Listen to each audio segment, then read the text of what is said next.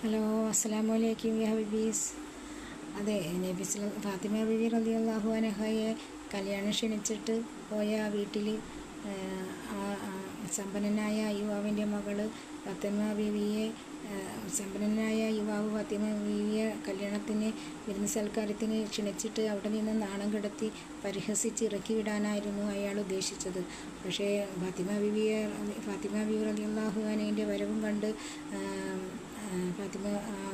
ഉന്നതനായ സമ്പന്നനായ അയാളുടെ മകൾ തലകറങ്ങി വീഴുകയും അയാളുടെ വിവാഹത്തിന് ചടങ്ങെടുത്തവരും തലകറങ്ങി വീഴുകയും ചെയ്തു. ഇത് കണ്ട്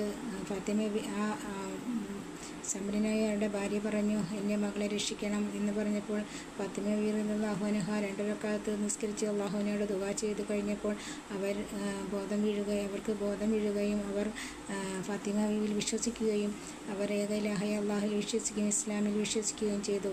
അപ്പോൾ തന്നെ ആ സമ്പന്നനായ യുവാവിൻ്റെ മകൾ പറഞ്ഞു, അഷ്ഹദു അൻ ലാ ഇലാഹ ഇല്ലല്ലാഹ് അഷ്ഹദു അന്ന മുഹമ്മദൻ റസൂലുള്ളാഹ്, അല്ലാഹു അല്ലാതെ ഒരു ഇലാഹില്ലെന്നും ഞാൻ അല്ലാഹുവിൽ ഇസ്ലാം മതം സ്വീകരിച്ചു, അല്ലാഹുവിൽ വിശ്വസിക്കുമെന്ന് പറഞ്ഞു.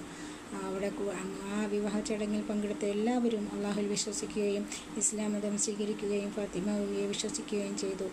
അങ്ങനെ അയാൾ പറ്റിക്കാൻ വിളിച്ച ഫാത്തിമ ബീവിയെ അല്ലാഹു സുബ്ഹാനഹു വ തആല ബർക്കത്തും റഹ്മത്തും ഐശ്വര്യവും റാഹത്തും നിറഞ്ഞ് അനുഗ്രഹിച്ച് ഫാത്തിമ ബീവിക്ക് അല്ലാഹുവിൻ്റെ അനുഗ്രഹം എത്രത്തോളമുണ്ടെന്ന് നമുക്കിതിൽ നിന്ന് മനസ്സിലാക്കാമല്ലോ.